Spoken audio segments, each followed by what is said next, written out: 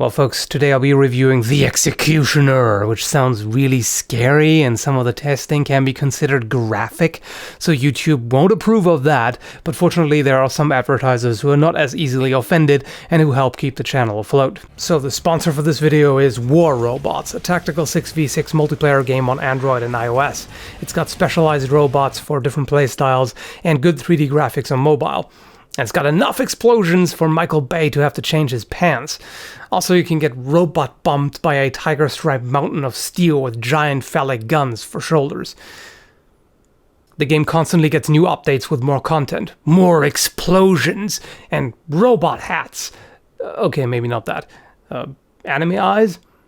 Download War Robots from my link below and you'll get a special bonus in the form of the GI Patton robot, a unique skin, 4 Punisher machine guns, 100 gold, and 400,000 silver. Alright, so let's get to the actual video now. So The Executioner, let's take a look. It's designed by the guys at Zombie Go Boom and made by Condor Tool & Knife in El Salvador.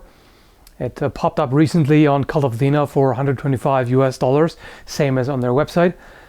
And because a number of people had asked me about it, I figured I should order this and test it and let you know about my opinion. It's made of 1075 high carbon steel, which is obviously a good quality steel. Now, arguably they could have used 1095. 1095 is a bit harder, has better edge retention. But 1075 is somewhat easier to sharpen and it's tougher. So either way, it's both work. And it's got micarta handle scales. A pretty interesting design. So the handle length obviously is suitable for either one or two-handed use. It's quite a short blade for two-handed use, but of course the idea is in a zombie apocalypse scenario you don't want something super long that might encumber you, and this would be fairly handy, reasonable enough. Personally, I would still like a longer weapon to keep those stinkers at bay, but to each their own blade, I suppose. There are a number of practical benefits to this design.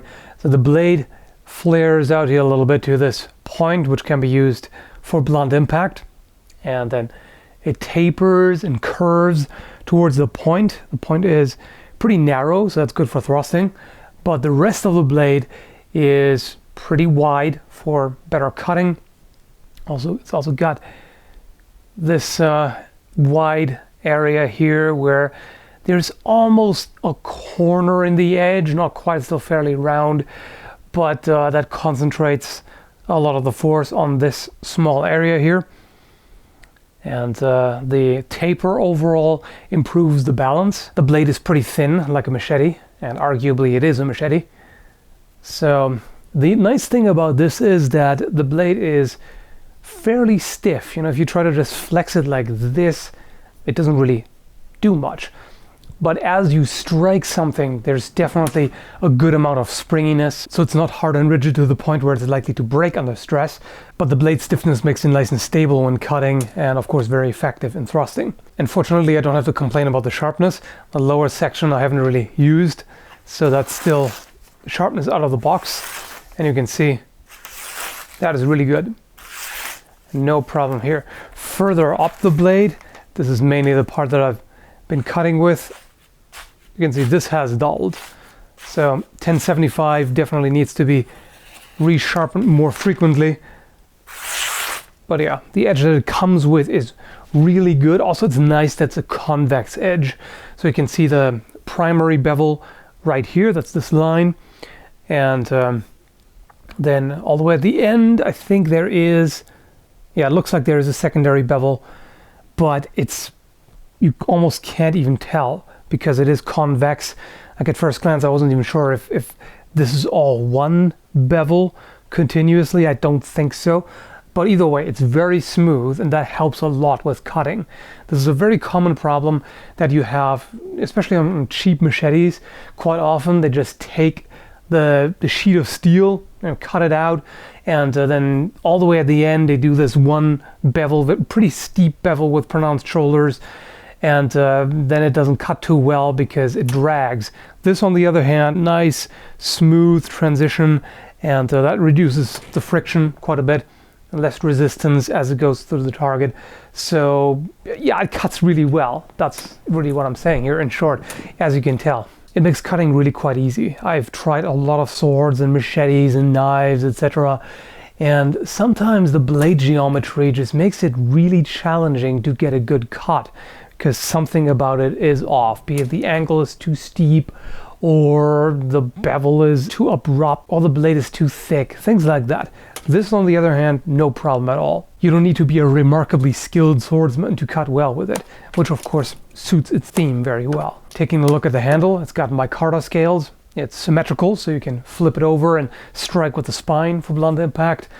This stain here, by the way, it doesn't come with. Well, looks like I've customized it while working with the setup here. I scraped my finger on something, and apparently the blood soaked right into the micarta. It is now imbued with my essence, so I guess it'll wreck cheap wall hanger fantasy swords, but then again, it will do that anyway. It's not difficult. So the nice thing about the handle scales here is that they are perfectly flush and a very, very tight fit. There is no gap anywhere, so really good fit and finish overall.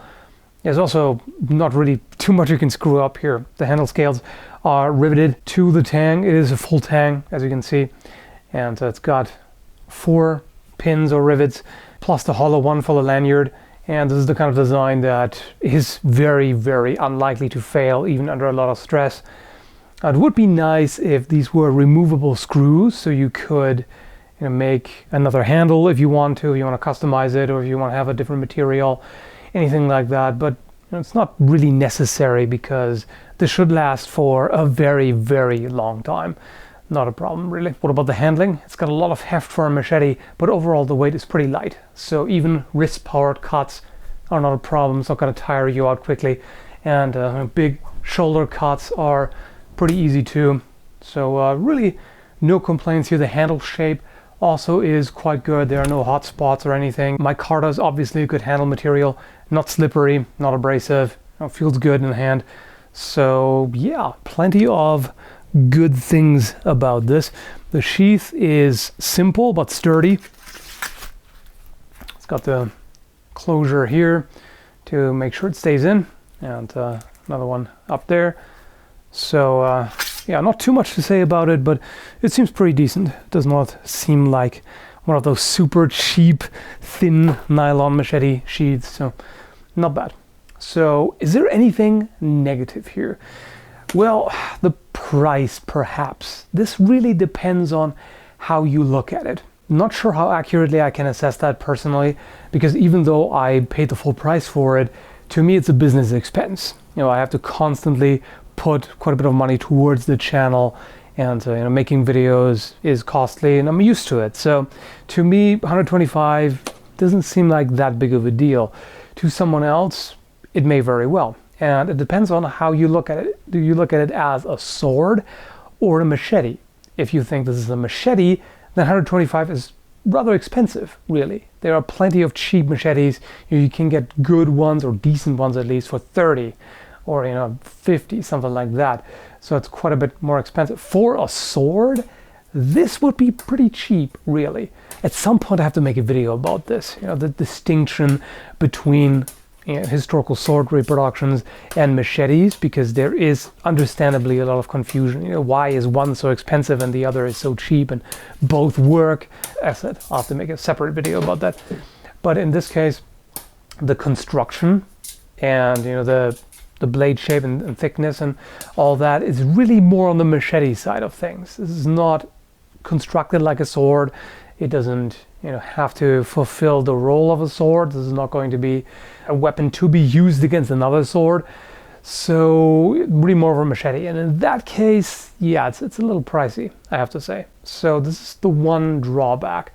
Otherwise, I can't really find anything, not even nitpicks. The edge is really good. Like I said, the way it's ground, it cuts really, really nicely. And especially for the size, this is really quite a compact sword. If this was twice the length, this would be a beast.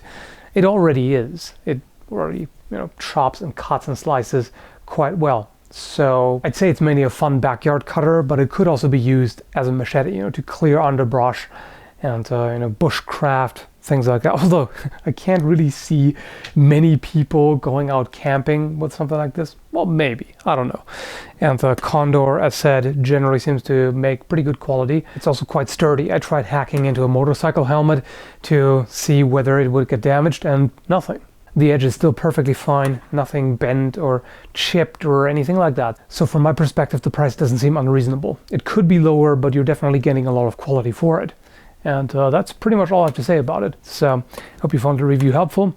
And by the way, special thanks once again to my supporters on Patreon. These days, Patreon and sponsors are really what keep the channel going mainly. YouTube just has failed the content creators, quite frankly. And since I had some pretty funny outtakes during the recording of the sponsored intro, I'm going to put that up as bonus content for patrons. Anyways, thanks again, folks, and have a good one.